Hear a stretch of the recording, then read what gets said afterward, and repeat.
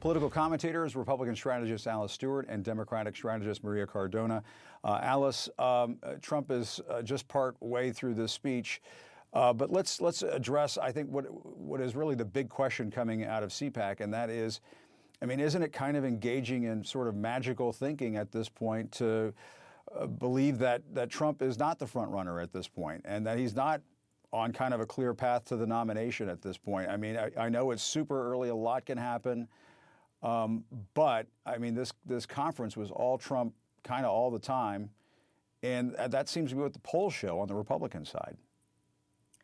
Well, Jim, he's certainly the front runner in that room at this conference. CPAC has turned into TPAC. It's all about Donald Trump. And that's a real shame, because this is where the party should come together and where conservatives come together. And look, I have been to CPAC many times with candidates back when this was more of Ronald Reagan-like, where there was a leader of the conservative party and the policies that was a uniter and of integrity. And now we have Donald Trump, who is more about derision and division. And we saw that in a speech that he's giving right now. He's taking his message to Democrats and what he calls fake news and rhinos, Republicans in name only. And as we mentioned, naming Republicans specifically, and that's a real shame. But as you said, Jim, it's very early. We've got virtually a year until Super Tuesday of the big 2024 election, and a lot can happen. And the good thing is we have a good bench. We have strong names that are ready to hit the trail in Iowa, New Hampshire, and South Carolina and connect with voters.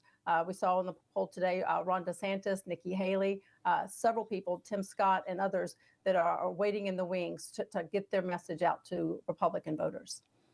Maria, is this CPAC conference, and I mean, Trump being up on screen right now and kind of commanding this event, lording over this event, isn't that sort of like the best ad Joe Biden has going for him right now? There's no question about that, Jim. And I think what it reflects is where the Republican Party still is, even as my dear friend Alice would want to wish otherwise. And I know there are a lot of other Republicans who have talked about, especially since the last elections, the midterm elections in 2022, wanting to turn the page from Trump, but Trump is not letting them do that. And CPAC, even though they like to talk about that it's a diminished CPAC, is still where the energy, where the enthusiasm rests within the largest voting bloc of the Republican Party. And that is a room that belongs to Trump. And the problem that I think the Republican Party is facing is they want to separate who's at CPAC and the people that are CPAC from the rest of the Republican Party. Well, who is the rest of the Republican Party? Let's look at Republican leadership in Congress. Kevin McCarthy, Marjorie Taylor Greene, Matt Gaetz, so many of the people that genuflect at the altar of Donald Trump.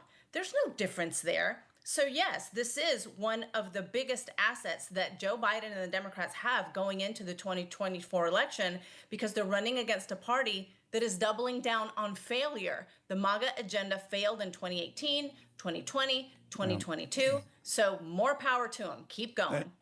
And Alice, I mean, let's talk about some of these other candidates. Nikki Haley, Mike Pompeo. I mean, they both spoke at this conference. Pompeo tried to take kind of a veiled jab at Trump, but I mean, it was not like full of self-awareness either. Let's listen.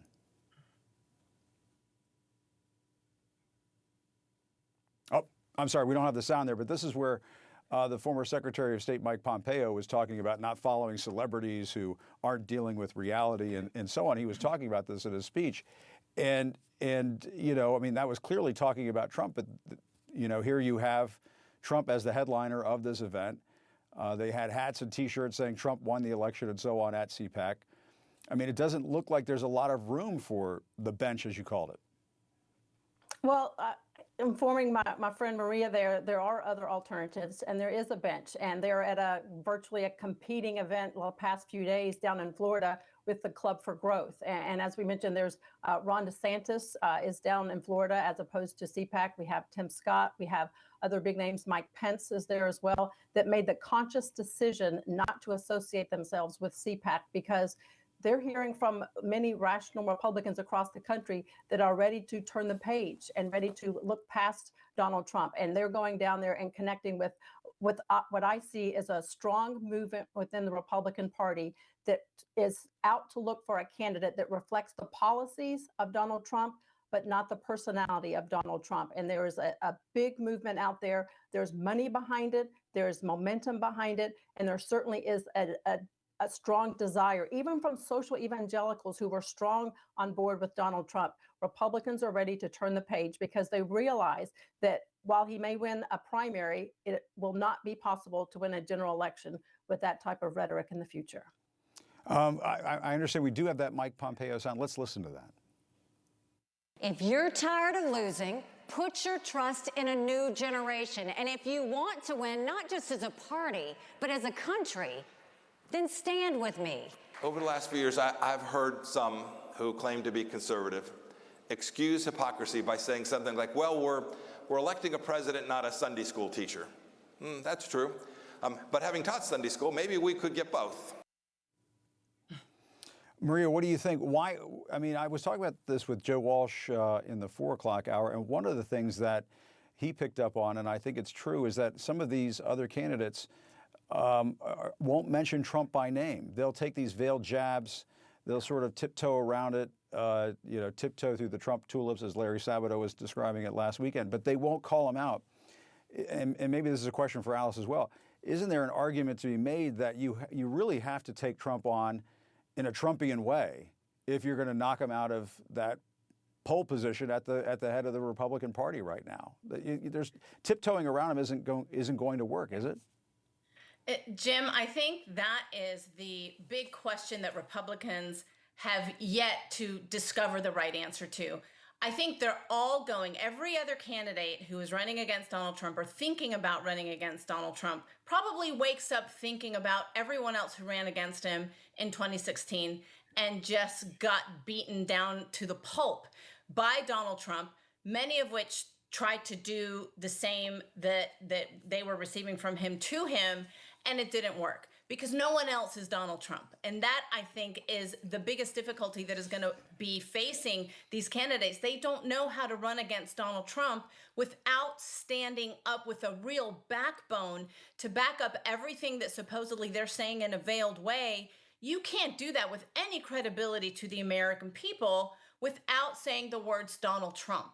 And what the American people absolutely have rejected time and time again now in 3 past elections is the Donald Trump election, the Donald Trump agenda of chaos, of election denying, of lies, and of extremism.